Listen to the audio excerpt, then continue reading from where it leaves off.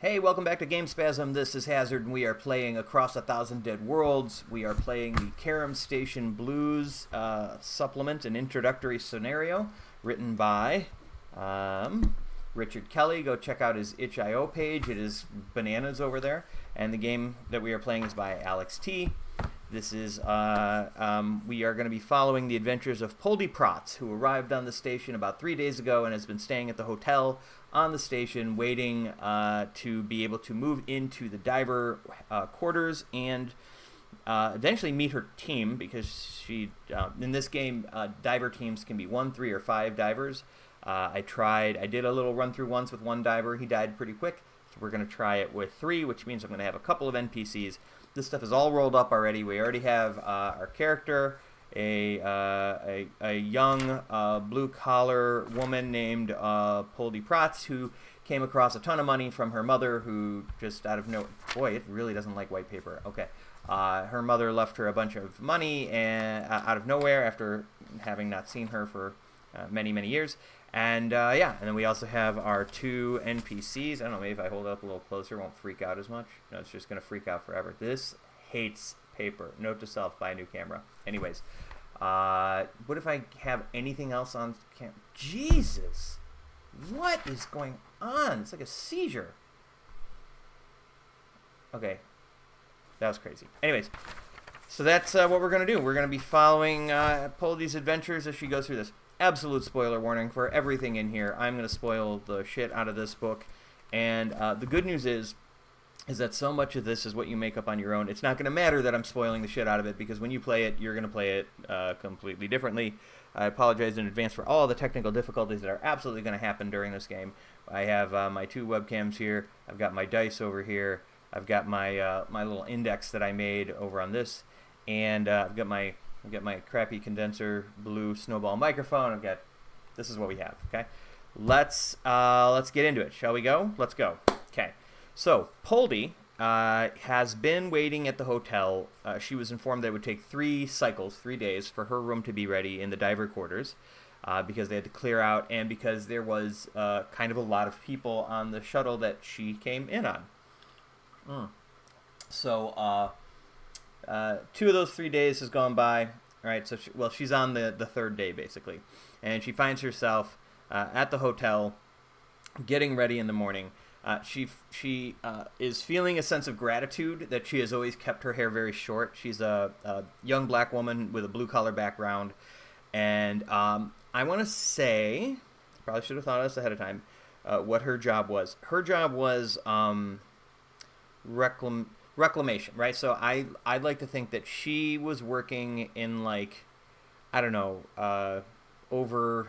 What sea was she doing reclamation? Like, basically taking plastic and all sorts of shit out of the water, and then, like, trying to work with recycling, because basically the Earth is horrible now, and desperate for resources. Everything suddenly now it's important to recycle, and she was working out of the Baltic Sea. That's where I'm going to say that she was stationed near Stockholm, and working to do reclamation in the Baltic Sea. That doesn't matter. It's just background.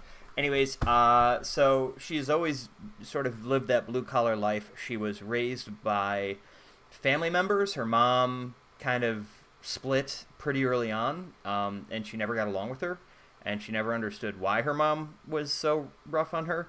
But then here she is. She's like, I think I said she's 28 years old. She's 28 years old, and like 2 years ago, she just gets a communication from her mom. She gets a gold ring with her mom's initials on it. This sort of gushy letter saying, I'm sorry, and please use this to your advantage, and just a ton of money. And she spent a year or so bouncing around, living the life, and then decided she wanted to do something bold, something more, that, like, this money wasn't going to last forever, and she wanted to use this chunk of change to try to do more, make more, be more. And so she signed up to be a limited partner, a diver, a deep diver on Karum Station. So that's why she finds herself. She is getting ready in the morning on this 3rd day, and she is in the shower. And the reason she's grateful for her short hair is because the way that the showers work on Karum Station, the way the showers work on Karum Station is that You get a 40-second burst of water, a 2-minute gap, and then another 40-second burst of water, and that's it. That's your shower. So she's glad that she doesn't have a lot of maintenance that she has to do, and she's able to quick. Also, though, to be sure, this 40-second spray with a 2-minute interval is amazing compared to what she's used to on Earth, like the way things were on the planet. Getting to shower at all was probably a pretty nice perk, depending on where you were working and how much you were making. Maybe it wasn't that bad. Maybe, I don't know. Maybe it was. Well, no. You know what? The reason that that the showers are so limited here is because you're on a goddamn asteroid. So never mind. The showering is not that much of a luxury, but it's a luxury here, and so she doesn't mind. She's practical at heart, so she understands why the showers are short. She's never been the gal to sit around and soak in a hot tub or a hot shower, so that's fine. She's very down to business and practical, and so she wraps up, she cleans off, and she suits up. I still picture her in like a Fallout jumpsuit of some sort for some reason, but I don't think she would stick with that. Like, if that was what she wore on the way here, I think by the time she got here, she would probably decide to get herself something else to wear. And so she's going to buy clothing. Thank you, book, for opening exactly to where I want you to. I pulled the camera back a little bit to make sure you guys would be able to see more, but I'm not sure that was a good idea, because look at this camera losing its damn mind every time I try to... Maybe I should just turn off the autofocus. What do you think? I don't know. Anyways, so 200 Drake coins for civilian clothes. I think she is gonna pay for that. So let's have her do as such. All right, where's my pencil? You can't do this the whole video. Jesus. All right, hold on. I'm gonna see if I can do something about this. Focus is awful. Alright, I think I fixed it. I had to swap the webcams. Technically, this is like a cleaner looking webcam, but it focuses like it's having a seizure. This one, my stepson's cam, maybe is a little blurry overall, but at least it's not going to give you a headache from constantly doing... It's like the equivalent of doing this. Anyways, she's buying clothes because she doesn't want to walk around. She's enjoying the fact that she has money to spend, so... She's going to spend money on clothing. That's 200 Drake coins. That's going to bring her down from 1804 to 1604. That's how much money she's still got in Drake coins. So, oops, gotta have some lead coming out of this pencil. 1604. Okay. And she now has on just clothes. I assume, does it even say, like... Do I have to specify like gear slot? Well, it says 2 gear slots for the clothes. I mean, she'll just put it in her locker when she's not using it, right? Obviously, armor and protective gear. Does clothing go under armor and protective gear, or does it just go under basic shit? All right. Civilian clothes. Nothing feels better than spending your hard-earned Drakes on some comfortable, fancy, or stylish clothes to flash around the tourist areas. Yep. She wants a little something nice.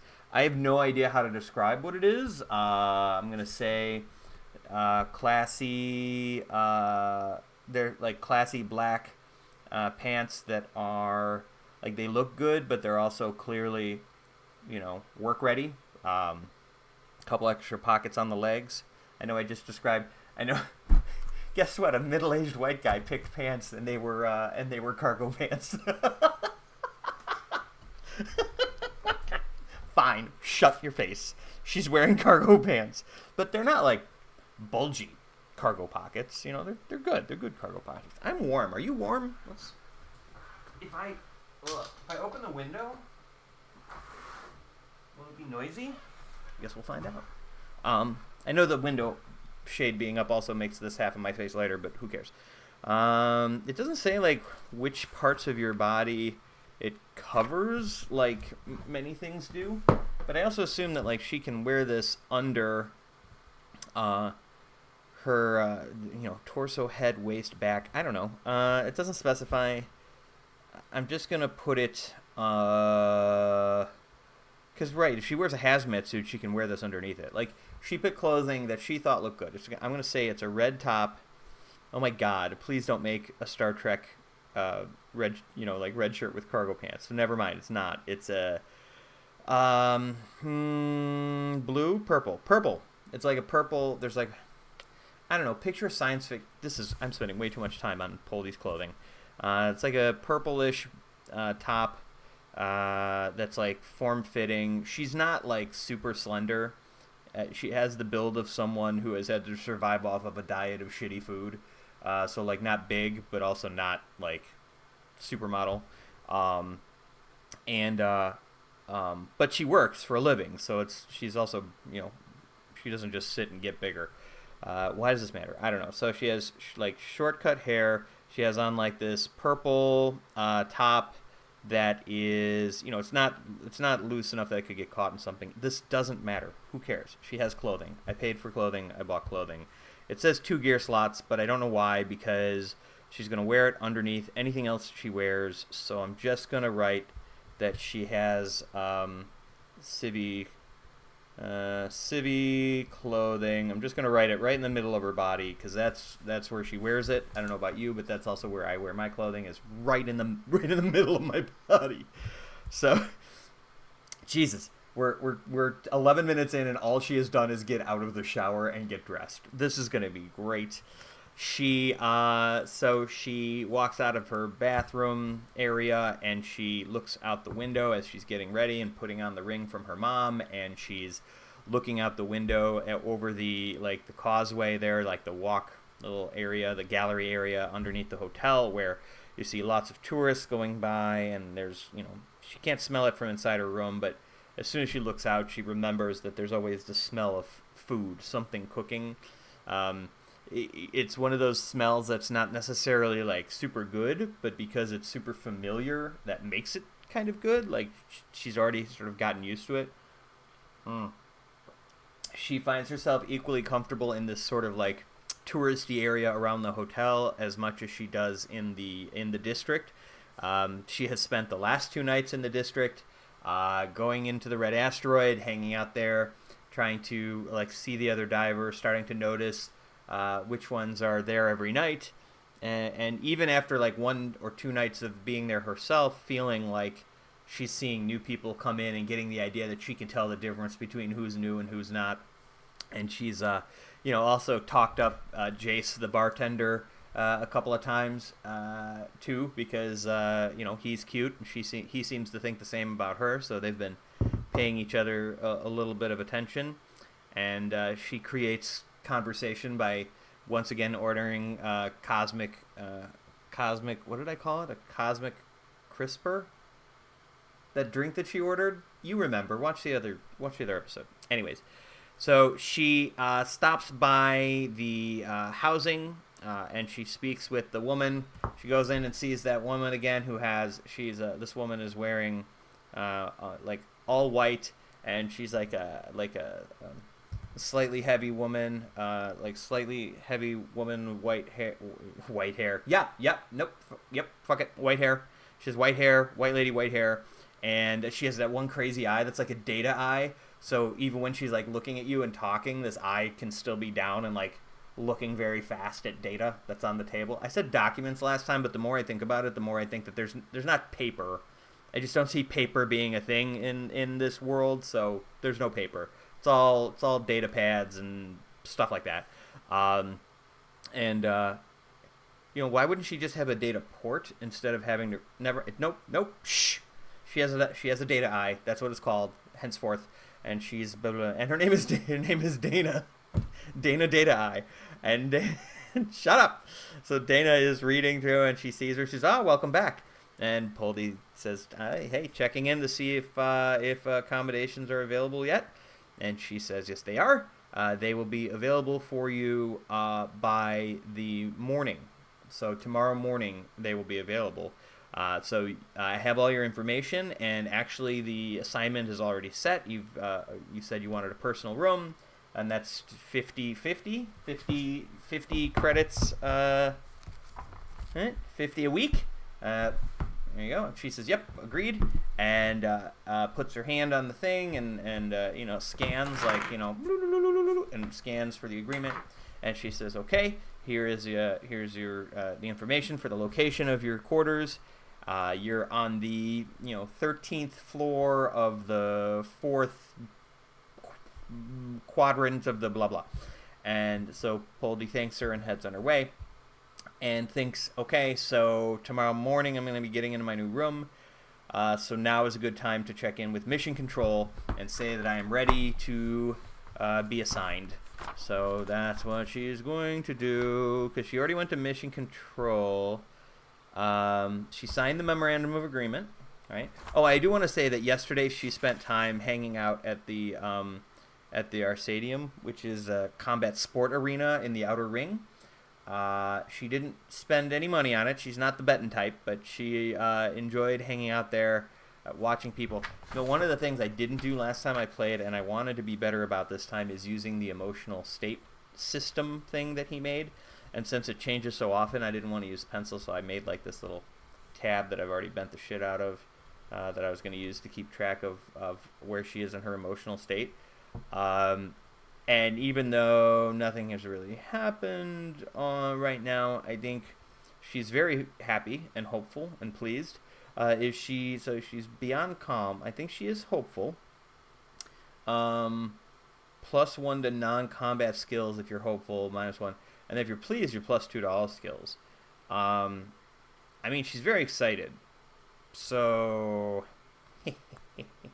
I'm going to say she's pleased. I really wish I hadn't bent this. Why do you guys let me bend stuff? All right. She's very pleased. She's very happy to be here. Very pleased indeed. And so that's where she is in her emotional state. Anyways, she is going to, now that she has done that, she's going to go check in with Mission Control and get set up for her mission. Let's see what that's going to look like. Okay. Love the art in this thing. Maybe I should actually show it to you. Oh, that's why. This camera's facing way too far forward. Hold on. I said way too far forward. I barely moved it. Anyways, okay, so we're going to be going... She's going to be signing up for the mission. So she goes to Mission Control, where you have to go in order to sign up. Let's find it in the book. All right, when the PC is ready, they must report to Mission Control. They will allow for a crew of 1, 3, or 5. When there are empty seats, blah blah blah. The team leader must also be chosen by voting or chance. They have authority over the mission. I'm gonna say that because I don't want an NPC to be in charge of the mission, that somehow it's gonna end up being Poldie.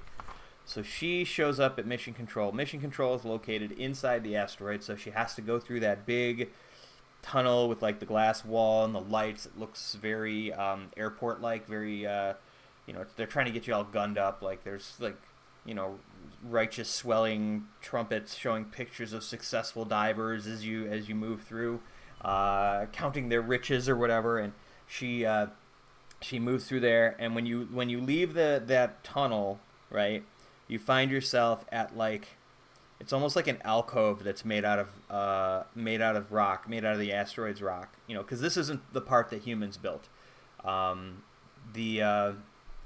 It's interesting, since humans built the station around the rock and the rock already existed. I'm trying to imagine how the Arsi got into the hangar. Well, why would they need to get in any other way than... So, in my version of the hangar, it is like, if you picture... Okay, if you have something like this, right?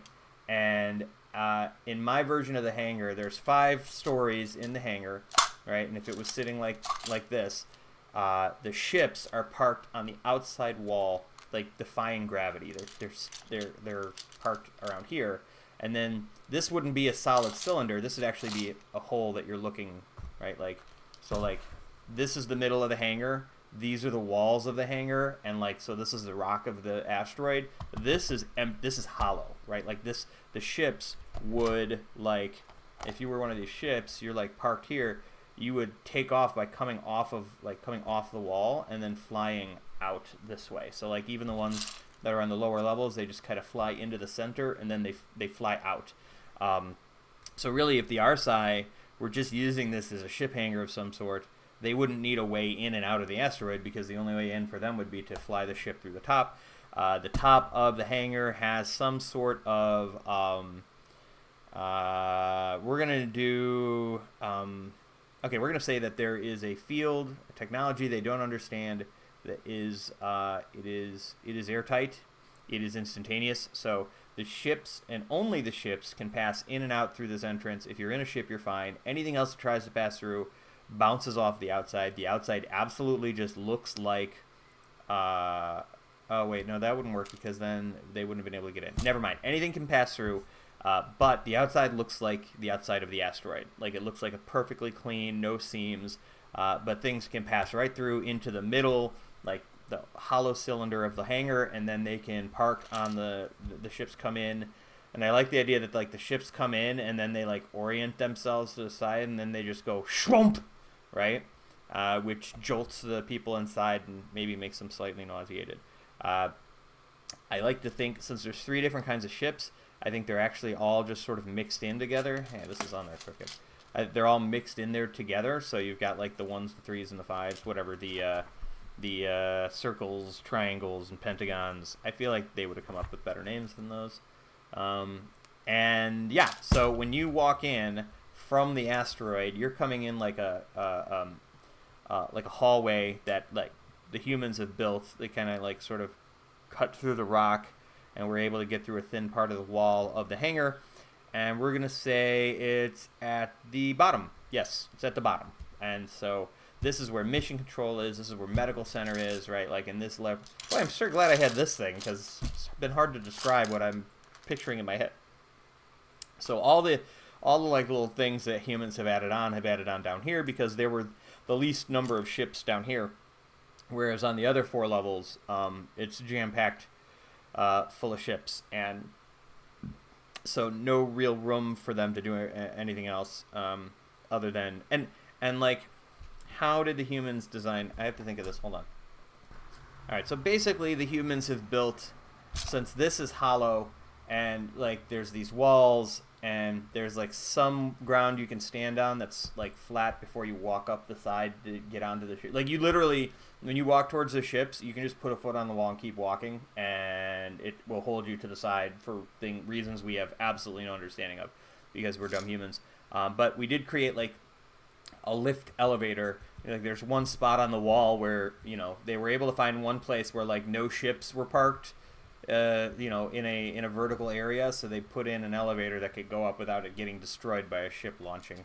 And so far so good. Actually, there was a different there's something called the old elevator that's on the other side, and that is wrecked because they thought, oh look, this one's vertical and there's no ships there. And then one time a ship they didn't expect or hadn't seen before came back empty and just trashed the elevator as it landed on the wall. That's what I like to think. And it was one of those goddamn triangle ships. You know how those triangle ships are. Such dicks. Anyways, that is my explanation of how the hangar works. Let's move forward. Poldie walks out of the tunnel. She walks over to mission control. So these are like, they almost look like pop-up rooms that have been built by the humans inside the hangar.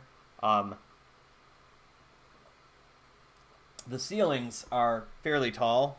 At each level because the RSI were at roughly 7-8 feet tall.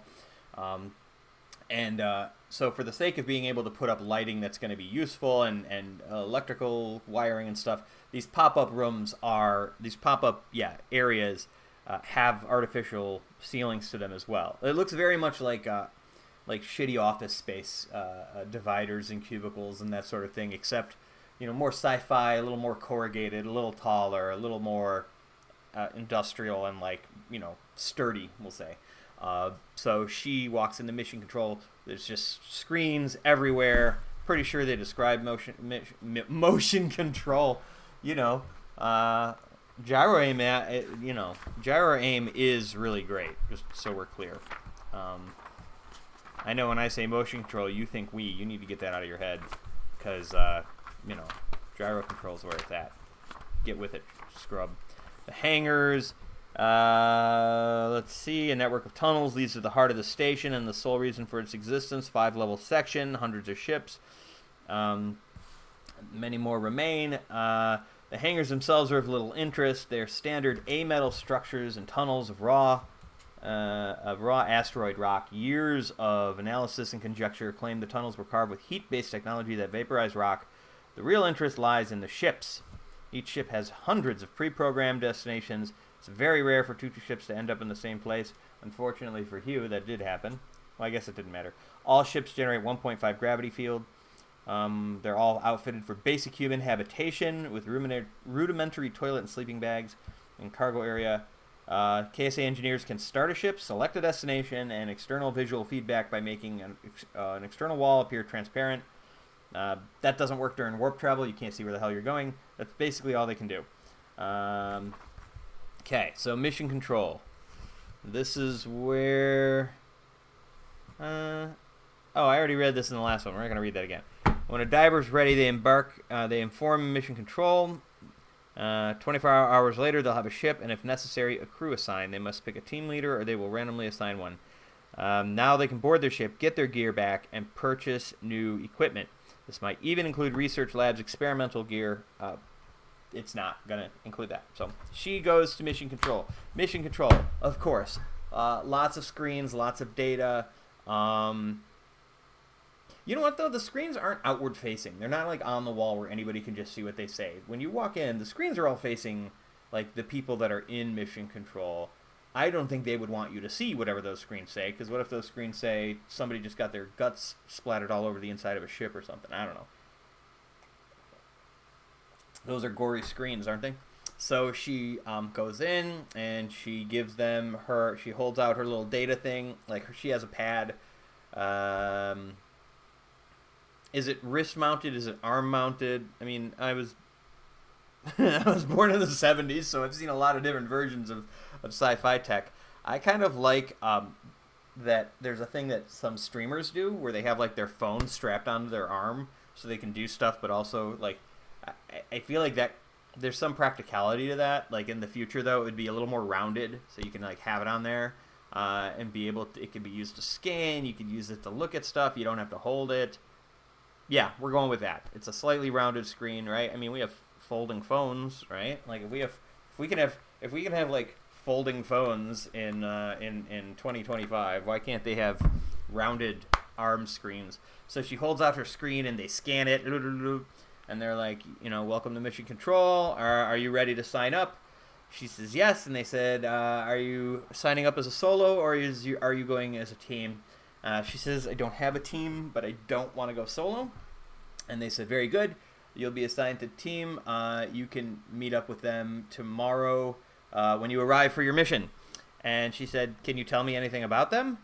And he just repeats himself, like old bald guy, just, you know, doing his job, barely looking up. You know, there's like a line, right? I guess there's a line of people that she had to wait in to check in at mission control. And he says, yep, you'll meet with your team tomorrow morning. At that point, you can register a team leader. And if you cannot or do not, one will be. I sound like if you cannot afford a lawyer, one will be appointed to you. But do you understand these rights? And so, yeah, she smiles. She tries to get his attention. You know, she's talking to him, and he's not looking up, and she's kind of like, yeah, no, I'll see you tomorrow. And he still doesn't look up. And I like the idea that she maybe gets a little annoyed with his lack of courtesy, right? So she sort of like, as she's about to leave, she sort of impatiently does like a little knock on the desk, which kind of makes him look up. And she's like, yeah, I'll see you tomorrow. Have a good day. Like, be a person. And this doesn't faze him at all. He's like, he doesn't even acknowledge that she's done anything. He just looks back down and goes back to work. So she looks at her pad, and it has basically like a countdown timer on it, and it's meant to look all exciting, right? Like, it would make sense, right? It's like the social media thing. Like, they're trying to make it so exciting for the people who are going to be doing this thing, and so they want it to look cool. And so it's, you know, a bright countdown, and hey, make sure that you're ready. Be sure that you have this. Here's the things to expect. Like some history on the ships and all that. So she's reading that as she's walking. And as she's walking, she like bumps into this lady that's in line. And, you know, she looks up at her. It's like a blonde girl, like a blonde woman. in younger than Poldie, and also looking at her wrist thing quite a bit. So basically, they bumped into each other, and the blonde sort of looks up with irritation, and Poldie looks up and looks at her for a second and like has like a moment of recognition, like, do I know this person? But the blonde is not courteous at all, and she's like, "Excuse you," and Poldie says, "Yeah, excuse me," and just gives her a raised eyebrow and went on her way, and she doesn't know. Maybe she just has one of those faces, like whatever, standard blonde chick, and goes on her way. So we're going to doing a flash forward, yeah, because she's already set up at mission control. She's already set up for her room. Yeah, so she goes to we're gonna jump forward. We're gonna jump forward one more night at the hotel. She has to pay. She has to pay for this hotel. I have not had her actually pay for these nights at the hotel. So rude, because she's paying $30 a night. She had to wait 3 nights for her room. So I'm pretty sure she did pay for the first night. So that's 60 more. So she's at 1564. She doesn't have to pay the tax, which the tax for air and temperature and stuff, funnily enough, only exists in this. It doesn't actually exist in the regular book. That's funny. But I'll do it. I'll do it because I'm doing the thing, the expansion. I keep on calling it the expansion. So she pays for her room. She spends one more night back at the hotel, and in the morning she excitedly packs up her stuff and gets all her things ready to be able to move into the diver quarters. The diver quarters are in the inner ring of the station. Personal quarters. Each diver has access to private accommodations on the inner ring. These are not free, of course, but they come in different levels of luxury. If they're unable to pay, they're given a chance. If they can't, so like you have to pay for this stuff even when you're not on the station. You still have to pay, like it's 50 Drake coins a week for personal accommodations, and that's what she decided to go with. If it's basic, it's one room shared with 4 other divers, and all you eat is paste. It's solid food on Sundays. Oh, that reminds me. I'm going to need a way to keep track of, like, weeks and days and stuff. Actually, no. We're going to make my life easier, and we're just going to say that the way that I'm going to handle the tax for this is, since it's 1 credit per cycle for divers, you're at the hotel, you don't have to pay. Since it's 1 cycle per divers, we're just going to say it's 7 per week, all right? And so I have, basically this is going to be 57 per week for accommodations. Let's, and she's almost done with her free week of level 1 insurance. Basically, I'm trying to avoid having to track things per cycle. That's too much. So if she wants to have level 3 insurance, which she did pay for 1 week of, so she's still got a week left of that. She's still in her first week here. We're on like day 1, 2, 3 of this. So her weekly expenses at this point. Is this a sci-fi game or an accounting game? Standard is 50 a week for the room, then 40 a week for insurance, and 7 a week for the tax. So that's 97 credits a week. Damn. Oh wait, do you need to pay the tax when you're not there? Hold on. Let me look at this. Go get some coffee. This will require just a tad more bookkeeping, but I'm going to argue that for each week that she's not on the station, she does not have to pay the air temperature and administration tax. No, that doesn't sound dystopian enough. I think she does. So it's 97 Drake coins a week currently is her cost. Jesus, that makes me need more coffee. So much better. Okay. Brian. Oh man, it's okay. Done. Fixed. Nailed it. All right. So she is, she cleans out her stuff at the hotel. She grabs her little Karum Station model. off of the windowsill, puts it in with her stuff, packs up, and heads over to the inner ring, to find her personal quarters. The personal quarters of the divers is well, I like the idea that at some point you can tell that they put a little work into trying to make it look attractive and appealing to new divers. There's like signs of like older flair, like in the lobby-ish area when you first walk in, but like that disappears almost immediately once you get into the guts of the building, if you will. I guess I'm such a terrestrial creature. I'm so used to living on a planet where you need to build buildings. What does it look like in a space station? I guess it's built into the wall, right? There aren't necessarily freestanding buildings. It's just you would have like the wall of the station, and then it would go out a little bit, and there'd be the building. So there's no like roof on the building, right? Or there could be. Who cares? Whatever, doesn't matter. So she goes into the building. She gets herself set up in her new quarters. They are much smaller than what she was. Oh, you know what? She would have had to eat too. The standard tier includes level 3 medical. Oh, you get level 3 insurance for free. Yay! Okay, thank God. See, it pays to read, kids. Make sure you keep reading. Keep that reading alive in your heart. That's so much better. Okay, so standard accommodations actually come with, so I don't need this. And since Poldie is a practical gal, she would have noticed this, unlike her user, me. So she would not have paid for I think she paid for like 1 week of insurance already, which is why she was a little lower on the monies. So we're gonna give her back $40. Would she have bought it? No, I think I was just preparing. She didn't spend the money on it. Anywho, so it's gonna be we're just gonna this first free week of level 1 insurance doesn't even matter because nothing's really happening. No, it matters. It matters. Let's just remember she is level 1 for a week. Okay. Level 1 insurance for a week. She is going.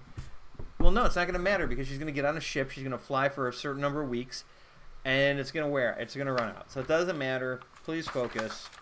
It's going to be $57 a week with standard quarters. So, personal room and unrestricted access to the library, gym, and virtual shooting range. That sounds cool. Most divers try to maintain this level of lifestyle. Who can blame them? So she's got a standard room, much smaller than what she was in the other one, much more utilitarian. It doesn't have the same sort of big vista window overlooking. She was in like the outer ring of the station where there's more touristy stuff. So the inner ring is much more. It's very sort of straightforward in its design, right? So literally, the inner ring is just personal quarters. Okay. So there's, yeah. Actually, this is cooler. So it does still have a window, if you will, but whereas that window was looking out into like the hall or the gallery of the station, this window actually looks out on the asteroid itself. That is so fucking cool. So she can see the outside of the asteroid from her room, and she can see like whatever little lights and sensors and whatever stuff that humans have put around the outside, right? Let's go look at a picture of the station again. That's so cool looking. I think there was a different picture I looked at earlier. This one's definitely cooler. Oh man, that is so cool. What a crazy looking place. I love it. It really does remind me of Citizen Sleeper. Wake up, sleeper. Oh, there's the other Karum Station picture. So, but I love the idea of being able to look out onto the asteroid. So she's all pumped up again. Seems every time Poldie looks out a window, she gets all excited about things. So she's all pumped about looking out the window, and she once again sets herself up. She kind of puts her little Karum Station model on the window. There's like a very small, couple inches windowsill, and she puts it on there. And gives it a little bop. and gets her stuff set up, and she looks at her thing on her, whatever, on her wrist, and she looks at the timer, and the timer says 1 hour, right? Like, she only has an hour left, and she's supposed to go to mission control. She's going to be meeting her team. She's going to be getting ready. She's very pumped. So, me too. So she leaves her accommodations. She's all set up. She changes out of her civvy clothing and leaves it in her room. And she puts back on her her sort of jumpsuit that she was wearing when she got there. I'm not going to keep track of this on the character sheet. It doesn't matter. Yes, it does. All right. She's going to take her civvy clothing off, and I guess... No, I don't want to track this. This is dumb. Whatever. She keeps her clothing on. She's never wearing that jumpsuit again. Her clothing is practical. That's why I said it was. She's wearing cargo pants. How could it not be practical? And she heads off to mission control. She gets to mission control. She sees that there's a whole nother section of mission control she hadn't noticed before, where like you kind of go through a door and there's a sorting hat, and there's people like pairing up, getting ready, looking at screens, right? And she goes up to one of the screens and she holds her thing up and it scans her, and she's like looking down at her screen and it's saying like, okay, you've been registered with a 3-person team. Your team will consist of these 2 people, and it shows 2 names and it shows like their diver numbers, and so everybody is. I like the idea that everyone's diver number. Okay, so this is sort of like on their screen. It's like, so you can kind of like hold it up like this and people can see. Oh, so, okay, when once you get registered with the team, right, you hold up your arm like this. It says like hold your arm up. And when you do this, like, I want to say like,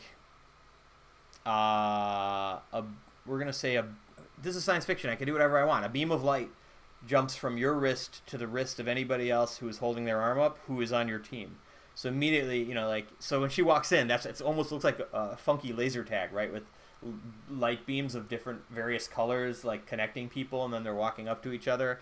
Some with smiles, some with handshakes and greetings, some with disdain. And she holds her arm up, and she does the thing, and the light immediately shoots over to the blonde. And so she sees the blonde from yesterday, and the blonde is holding her arm up, but like also still trying to like look at it and not fully paying attention to where the light is going. So she like looks over and she sees Poldie, and she has like a look of disdain, not like disgust, but just kind of like, ow. Like she recognized her from yesterday, and Poldie recognizes her and has a little sync, like, oh God, I hope this person isn't just a total pain in the ass. And so they start walking towards each other, and Poldie says, hello again. And this time the blonde woman, like, I want to say she's like 20, I don't know, maybe she's the same age as Poldie. She's like in her late 20s. So she immediately decides she's going to turn on her charm, and so she walks up to Poldie and she holds out her hand and she says, hey, it's Lillian. And as the moment she says, hey, it's Lillian, because remember, Poldie was like, I know this chick from somewhere. Where do I know her from? And as soon as she says, hey, it's Lillian, she realizes she knows her from like the web. Like this is a famous person, or at least she used to be a famous person. Why is this very high? All right, anyways, she used to be a famous person. She was on one of many of these shows that have 7-minute episodes. Unlike my show, which all the episodes are an hour long, 43 minutes. We haven't even gotten on a goddamn ship. And she said, hey, it's Lillian, and she holds out her hand, and that's when Poldie's like, oh, I do. Oh, Lillian, you're Lillian Nabuo. And she says, oh, you know me, right? And then she immediately, like, she's like immediately treating Poldie like a fan, which is kind of obnoxious. And Poldie says, yeah, I know of you. I've heard about you. And the reality is that Poldie's not heard anything good. That this person is sort of fairly vapid. What is she known for? She is known for, what kind of content did this woman do? She did like I want to say she did shock content. I don't know. Let's be silly. She would do like content of how to like use old things to make new things, and the same with so many people who are like on YouTube doing that sort of thing where they keep going and going, and pretty soon the stuff they're making is nonsensical or stealing from other people and basically just useless content. Don't look at me like that. Don't look at me like I'm a middle-aged man playing a solo role-playing game on the internet with my mornings. Shut your face. Useless content. And but she, oh yeah, no, I've heard about you. I have a couple friends who really like your work. And it's like, oh, have you seen any of it?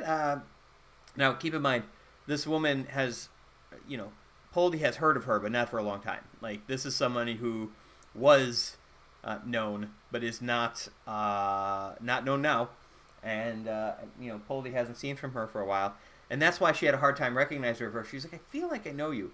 The two reasons she didn't recognize her is, one, because she wasn't doing her voice and her mannerisms. Hey, it's Lillian, but also that she has aged, and time hasn't been unkind to her, but like all of us, she does not look the same as she did when she was younger. Hey, some of us get better with time. You want to see the worst picture of me that was ever taken? Hold on. Some of us get a lot better over time. Was that fun for you? It was traumatic for me. Anyways, so that's why she didn't recognize her right away. Poldie is very concerned with the realization that her team consists of a failed reality celebrity, a failed web celebrity. She does notice that, though, Lillian does look, from what she remembers of her, she was, your standard, pretty girl once upon a time. She's got some muscle on her. Like, she's bigger, but not like in a fat way, but like she's got a little more meat on her bones. Like, maybe she actually knew what she was getting into and is like sort of prepared for this in some way or another. So Lillian is just chatting away and talking about how excited she is. There's like some people walking down the street, and all of a sudden I want to talk quieter. How excited she is, and oh, this is so great. I'm so glad to know that there's someone here that knows who I am and knows, I'm just doing this because I really want to be able to do something more and give something back. So like Lillian's talking about diving as if it's some sort of community service project. She doesn't seem to want to like record what she's doing, but God, wouldn't that be awful if she did? If she like wanted to record content. Oh God, am I gonna make her do this? I don't know. If I get sick of it, I could just make somebody make her stop. So yeah, she definitely. I'm gonna say that. Yeah. Okay. So she has the normal thing on her wrist like everybody else does, but she also has this very small, very advanced looking camera rig sort of thing on her shoulder that's capable of like looking out here, but it's also capable of like, no, this is the future. So this thing hovers. It's like a little drone camera that can come around and look at her, and it can look there, and it has a camera on each side so it can see both people, and it can also see. It's very good. It's very advanced. You can do 360. Basically, it can see whatever she wants it to see, and it is controlled. I think she controls it with an implant, right? So she's got like an implant. You can see like there's a little red light on the corner of her eye that turns on when the camera's recording. It's like just in the corner of her eye. There's a little light that turns on when the camera's recording, and which is like a safety thing that they require people to have so everybody knows that the camera's on. And I'm not sure that light's ever going to go off with Lillian. So yeah, her first reaction was to Lillian was like, why is this chick recording? And then when she says, hey, it's Lillian, she's like, oh. And so Poldie's like, are you recording right now? And Lillian's like, yeah, is that okay? Poldie doesn't care. She's like, I mean, yeah, it's fine, I guess, as long as it doesn't get in the way of the mission. And Lillian's like, no, on the contrary, I think that we'll be able to get more information, which may end up with a fatter paycheck when we get back if I'm able to record all the things that we're doing while we're seeing it. Poldie says, well, I think we get, a scanner to do that with. And she says, oh, no, for sure. But this is also an opportunity for me to sort of reconnect with the people back home that, have maybe, I've lost a little touch with my content as of late. And the moment she says content, Poldie's just like, bleh. Just whatever. So she's fine. She's she doesn't look incapable. Poldie's looking at her, and she doesn't look incapable. She just looks like she doesn't look like she belongs. She is very tidy. She's very clean. She has like a nicer whatever jumpsuit on. Looks like she probably had a chunk of change at some point. And so yeah, this is her meeting Lillian, and then Lillian's like, well, this is supposed to be a 3-person team, right? So let's see who our other people are. And as she says, or excuse me, sorry, I'm burping. She says, let's see who our other person is. And like as she says that, she's not looking at Poldie. She's looking at the little circuit. It's a little sphere. It's like a little spherical drum, basically like a black metal eyeball. Okay, so I picture it. It is a floating black eyeball.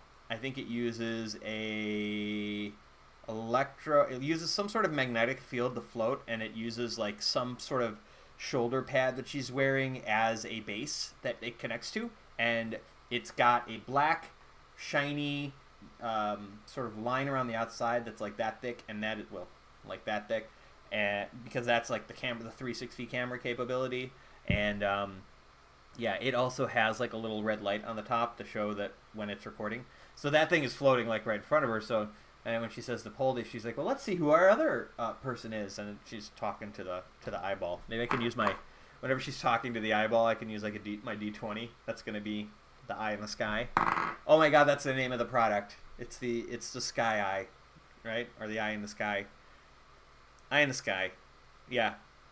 That's what it is. So, as she says that, she holds up her arm so that the light shines again, and the light shines backwards, and behind her. So she's hey, let's see who it is. And she turns around, and that is when they see Aaliyah, good old Aaliyah Singh. I don't know what she looks like under that mask, nor why she would look like that or wear that, but whatever. Shut your face. I'm gonna like reread this off camera so you don't have to watch me I want to refresh improve my recollection, as they say in the court of law. Okay, so Aaliyah has been so they see Aaliyah. Aaliyah is I want to say that she is olive skin, brown eyes. Her hair is short-ish, longer than Poldie's. Like Lillian has like long hair, and she has it up, but you can tell that it's long. Aaliyah has fairly short hair. It is clear that she gives absolutely zero shits about how her hair looks. It's very sort of unkempt, not in like a dumb looking way, but like in a very much like no fucks given sort of thing going on there. She is holding her arm up, and you can tell she's not happy by the selection, and she's looking at Lillian with this unhappiness, not at Poldie per se. She's not happy with the selection, but you can also tell she's trying to keep it. She's cutting it off, right? She's got a sort of a straight face to it. Her outfit looks worn, and it's one of those things where you can tell that this is not a new, like Poldie and Lillian are both new. Aaliyah is not new. She's definitely been on dives before. She's got the look of somebody who's seen some shit. For some reason I'm picturing that part of her eyebrow's missing, like she had a wound that has like a little scar that took off part of her eyebrow. She's in like brown khaki sort of outfit. She is So she walks over, with her arm up, and just is very like down to business, shaking hands, and she's like, hey, it's Lillian. And Aaliyah's like, what? Who? And she says, oh, I mean, I'm Lillian. And Aaliyah looks at the eye in the sky and back at her, and she's like, that thing on? And she says, yeah, is that okay? And Aaliyah just doesn't answer, right? And then puts her hand out to Poldie. Hey, Aaliyah Singh, Poldie Protz. They seem to be okay with each other. Like, they sort of look each other in the eye. Both have, like, mutually firm handshakes. Aaliyah says, you're new. Poldie says, yeah, but hopefully not for long. And Aaliyah says, well, this is my No, not first. This is my fourth dive. Fourth dive. This is my fourth dive. Made it back in one piece every time, and so I've got a pretty good idea. And I've been on triangles the whole time. This is my fifth, or no, I've been on five. So this is my sixth expedition, which is actually that's too much. This is her fourth expedition, and that she's come back from in one piece, which is still that's pretty impressive. And she says, yeah, this is my third triangle ride. Triangle ride. I like that. This is my my fourth triangle ride. Made it back in one piece every time. I've got a pretty good feel for things. So, if you have no objection to me registering as team leader, and Poldie's like, no, none. And Lillian's like, well, hold on a second. And she said, don't you think it's more important to have like a known face to the team leader that people are going to recognize? And right away, Aaliyah's like, what people? And she says, well, and she kind of like motions to her eye in the sky. And Aaliyah's like, no, that's utterly irrelevant. That has nothing to do with what we're trying to do. We're trying to make money, find technology, gain in knowledge, and live. None of that has to do with the camera on your shoulder. And so Lillian's like, well, I think that, and like, so Lillian clearly does not have the emotional intelligence to understand what's going on here. She like technically her stats, I mean, these are creatures that wouldn't know this, but her intelligence is higher. But Aaliyah doesn't know that. Neither of them know that, and she doesn't seem that intelligent right now. So these two are bickering back and forth about who's going to be team leader, and Poldie's like, This is not going good.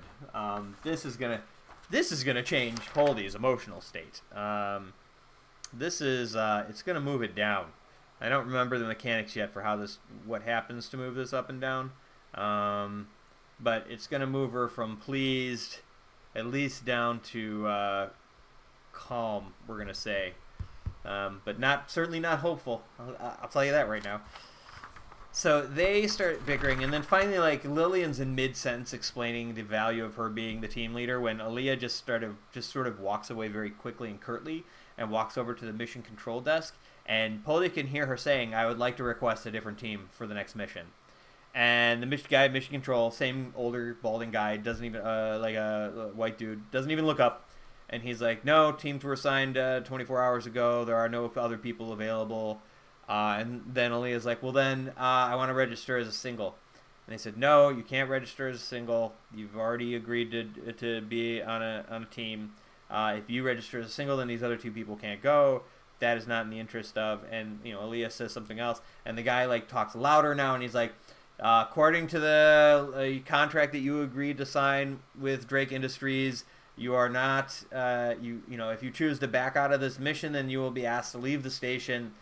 And, Poldie's like, holy shit, I didn't know it was like that. Oh. I talk too much. My coffee gets cold. So, Aaliyah comes back and says, and Lillian's like, were you trying to ditch us? And Poldie says, well, let's just take it easy for a second. And Aaliyah's like interrupts and says, yes, I was trying to ditch you. I'm not here to show him a reality show. I don't know why are you here? And Lillian's like, okay, we got off on the wrong foot. I'm not trying to, cross any wires or ruffle any feathers. And Aaliyah says, feathers. And then she reaches over on her wrist and hits, there's like a button on the team roster thing that says like,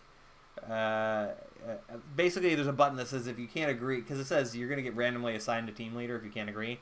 So she hits the can't agree button, and I think basically, if like I want to say if the majority of a team hits the can't agree button, then it assigns a random team leader. So she hits the can't agree button, and Lillian like kind of rolls her eyes and says like to the camera, she looks at the eye in the sky, and she's like, these are the sorts of things that you will run into every once in a while in this kind of work, but that's okay. What's important is that we're able to work together when the rubber hits the road. And then she hits the button for the can't agree on a team leader. So then right away, the screen, I like the idea that it does like the it like lights their names, and then it lands on Poldie. And Poldie's like, hey, and Aaliyah's like, whatever, it's fine. And Lillian is sort of through gritted teeth agreeing, like, okay, well, hey, this is how it goes. This is how it goes. It is what it is. You know, all these fake platitudes, lots of bullshit positivity, and Aaliyah is just like, that's fine. Aaliyah has. Does she not have a gun? Why is it that Lillian has a fire slinger, but Aaliyah doesn't? That seems weird. She has body armor, oxygen. I mean, she's gonna have a gun, but Lillian came with a gun. I don't know. Whatever. It doesn't matter. So they finally, you know, listen. We need to work together. Aaliyah is talking to herself as much as she is talking to anybody else, and she's like, "Listen, we need to work together. Okay, let's move forward. Let's do what we need to do to take care of things." And she looks at Poldie and is like, "You're the team leader. You have the final say on things, but I hope you're open to taking feedback from somebody who has done this 3 other times." And Poldie's like, "Absolutely, of course, absolutely. Like, this is a team thing. I don't see why I would need to be making any sort of ultimate commands of any sort in any situation." And Aaliyah's like, "Well, you will. So get comfortable with that. Let's do what we need to do." So okay, we are at an hour. I need a coffee break. Hold on. All right. So as they're kind of standing around talking, and they all sort of acknowledge on their pads that they have their teammates, and says, you know, "Congratulations on joining the team. Be sure to give yourselves a catchy name that will help you feel like you're a part of something special." And they all just look at each other like, no. Then it says, "It's time to visit the quartermaster to get prepared. Every member of a diving team is provided with a complement of equipment, including ba-ba-da-ba-ba-da-ba." That's how they talk, you see. Zone-based poison choosing supplies. Every diver team is provided with a KSA crew package and a basic survival package for each member of the team. The contents of the basic survival package will be provided to the ship on which you will be embarking. The ship on which you embark will contain all of the supplies that you'll provided complimentary from KSA, which includes level B hazmat suit, a vac suit, oxygen pellets, batteries, alprazolam. I love that alprazolam's still a thing in the future. Alex, what do you know about alprazolam? You also get a service pistol and a combat knife. Okay, so yeah, all these things that are listed, they're informed that those things are going to be provided onto the ship. They're provided with the registration number of the ship that they're going to be on, and that ship needs to have a name. Where's the thing where they name the ship? I know there's a thing where they name the ship. Voyage through the Black, traveling. Here we go. All crews are named for ship they're going to be on board. It says something about like people like to go on ships that are like well known or like whatever, but it doesn't seem like they get a choice in what ship. They're just being assigned the ship. So let's see. What is the ship name that they are going on? The ship adjective. You want to see the dice? I mean, why not? Ship adjective. 7. The Black. Okay. And then D100. D100. The Black Razor. Okay. I'm fine with that. Are you fine with that? I'm fine with that. They are along the Black Razor. Everybody seems to be cool with the name of their ship. This is the plan. I need a thing for a thing. Which is the thing sheet? A creature next, site voyage log, planet site, no, site voyage log, enemy type, no, site name, voyages, ship, no. I'll use that in a second. I know there's one that has the name of your ship.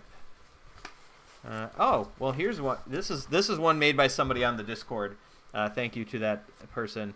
Ship the nickname. Oh, I already named the ship. I like Black Razor more, so sorry, get out of there. Black Razor. Black Razor. Okay. And it's a triangle ship, so that makes sense. Passengers? I mean, yes. 3? I don't know what I would write there. So I had started writing some of the stuff in here. We're going to deal with that in a second. Let's not worry about housekeeping right now. We've got the name of the ship. We've got the expedition supplies. Well, they have to go to the quartermaster, right? They would actually be told where they were going before they go to the quartermaster. They're assigned a mission, or do they pick the mission? I don't need this anymore for now. Yeah, there. They're assigned a mission, and let's see. All right, this is the information about this particular adventure. The rumors are true. Mission Control does have an easy job. A short hop down to a known site, some surveying and reconnaissance, and then back home for a comfortable paycheck. It's not lucrative enough, you guess, which must be why veteran divers are avoiding it. Well, I mean, Aaliyah's going. And sure, the last time the ship came back, it came back empty. But this is the perfect chance for you to get your feet wet and stay ahead of your creditors. You'd have to be a fool to say no.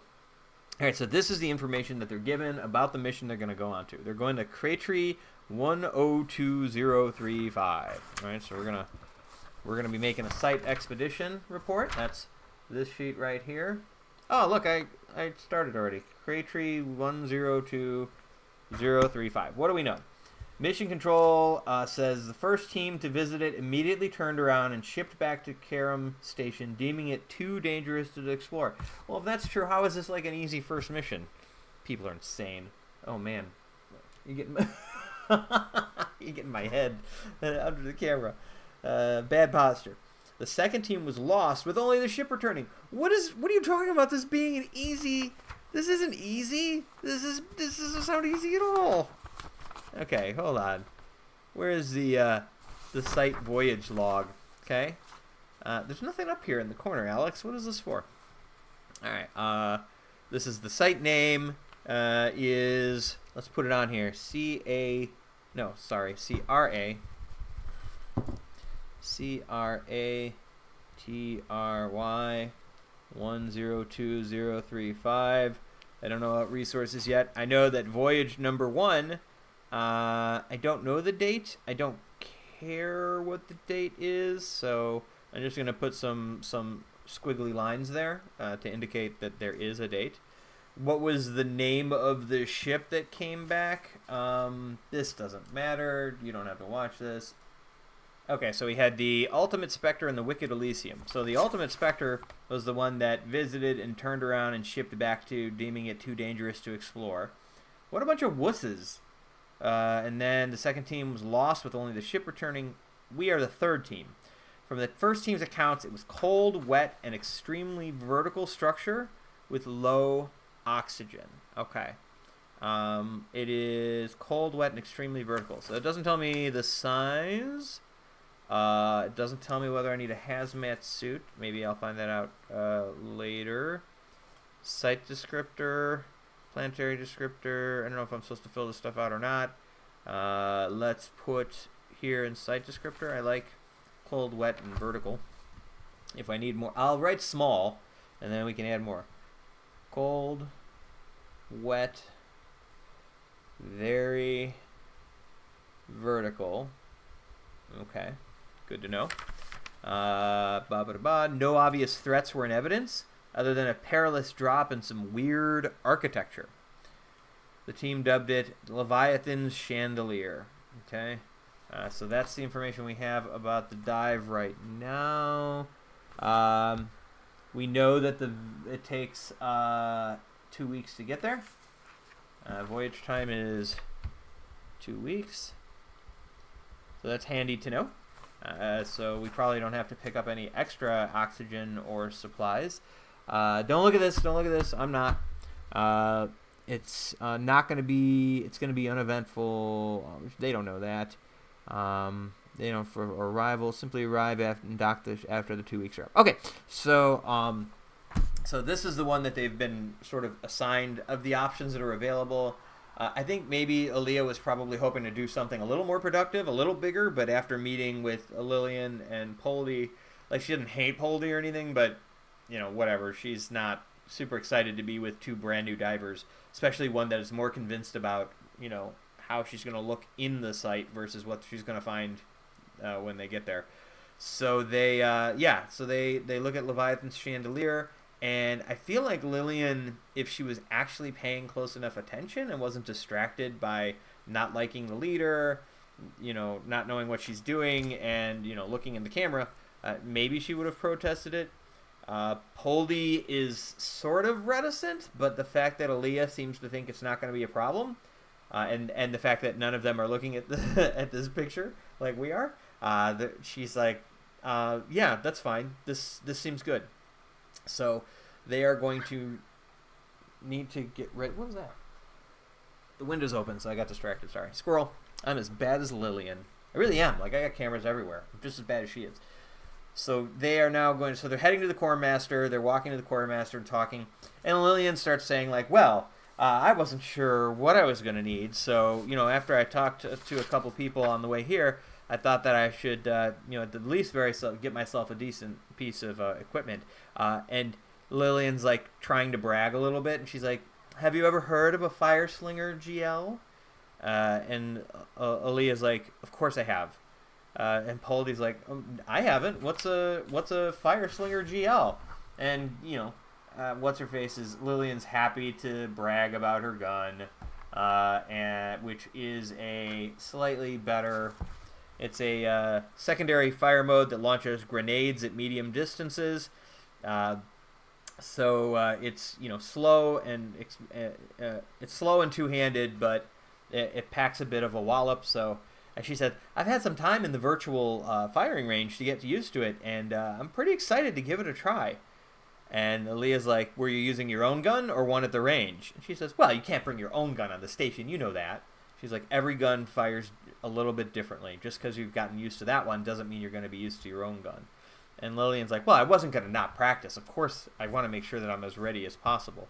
And you can see in Aaliyah's face that she immediately realizes she's allowed herself to start, like, bickering with this vapid blonde woman who she's just like, so she just stops talking.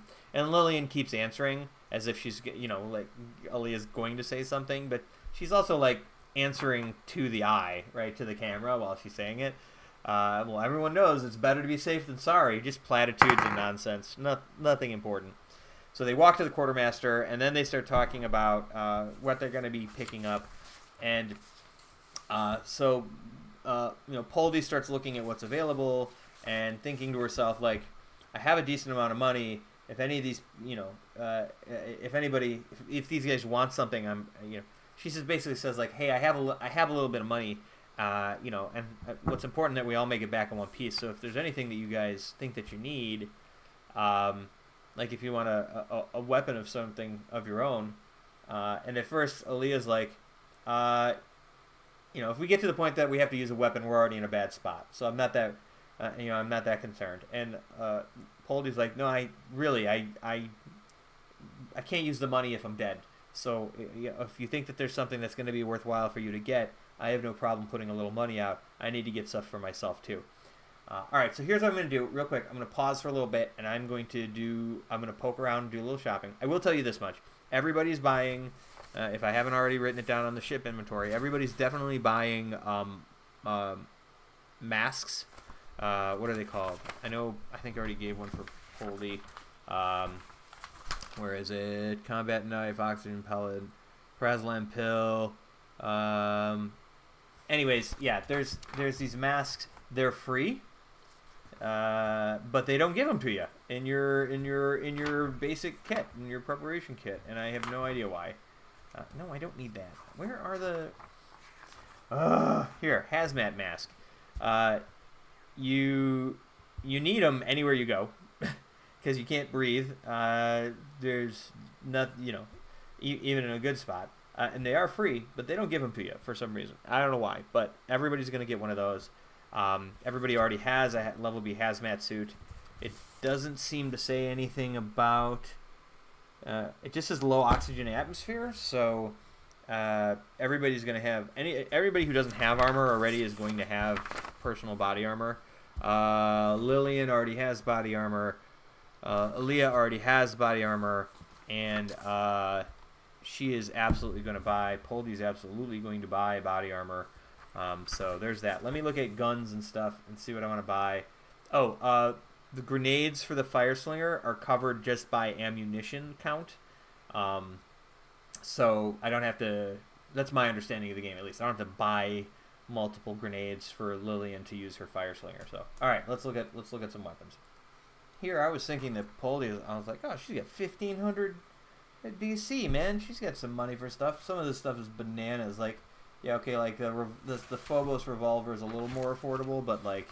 You get into like the RT auto pistol over here. That's 6,800 coin. That's a lot of coin. Fire Slinger's only 400, so I can see how Lillian got her hands on one of those. Thought I was gonna shop without you, but apparently that's not the case. Rare SMGs, basic SMGs. Maybe somebody's gonna get a shotgun. All right, hold on.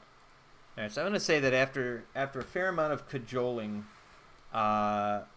Aaliyah sort of relents and agrees to take a decent weapon, and that decent weapon is going to be the AWNS basic rifle, star product of the Evolve Group's weapon product line. The assault rifle's sturdiness and reliability has been proven time and again across the solar system and beyond. It is two-handed. So these are what those things mean. Well, two-handed is obvious. Burst. Its alternate burst mode allows you to reroll damage, but there's a 1 in 4 chance that it expends ammo, and full auto, which allows for suppressive fire combat action. I should probably put things on the camera, so you can see them. So that's what she's going to get. She's going to get the AWNS basic rifle for Aaliyah. That is 2 gear slots. So AWNS rifle. I'm going to put a page number to make my life easier. Page 380. The Fire Slinger takes up and this takes up a second slot.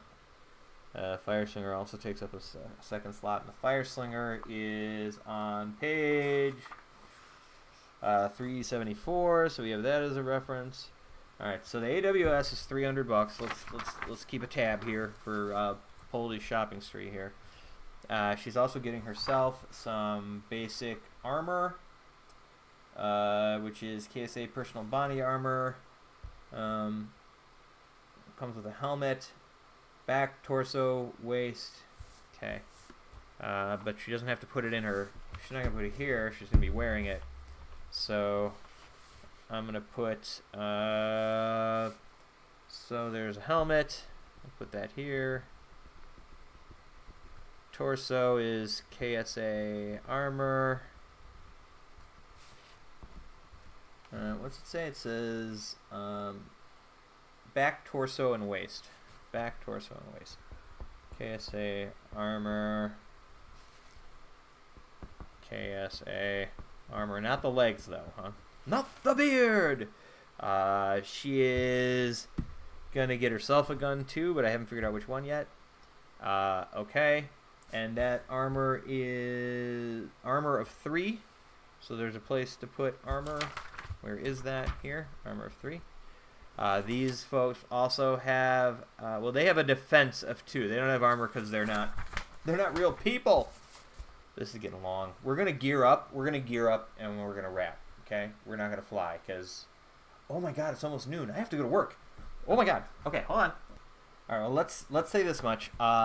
We get 6 oxygen tanks and 6 rations, I believe, automatically for our trip.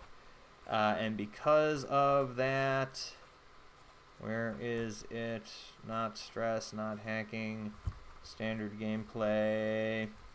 Because of that, we don't need to buy more.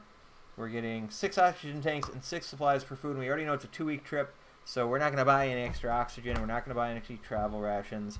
Oxygen pellets, we're all starting with 5 oxygen pellets, which is not enough. Well, no, that's not true. These lovely ladies are starting with 10 oxygen pellets each. Poldie only has 5, so she's going to buy 10 more. And this is stuff you can keep. Like, the spaceship supplies, if you don't use anything you buy extra and you don't use, is going to go away. But this stuff you can keep. So we're going to need oxygen and ammo and batteries. And oh my god, how is it already almost noon? So, how about this for an anticlimactic ending? They collect all the equipment that they plan to get, which I will tell you all about on the next adventure. And I will tell you what sort of gear. I mean, they definitely bought that pistol. But they have to buy everything else, and I can't believe I took so much time. It's an hour 20. We never even got on the goddamn ship.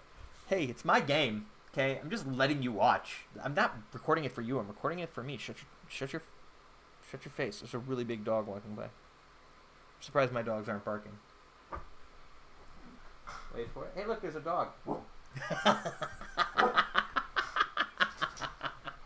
Good job, Kaylee. Did you protect me? Come here. Come say hi. Hello.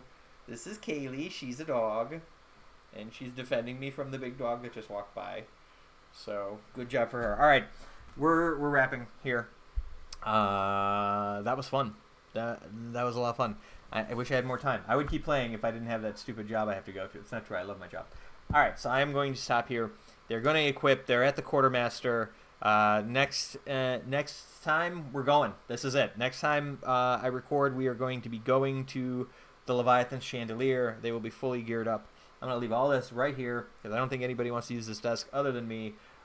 This episode has been brought to you by improved lighting.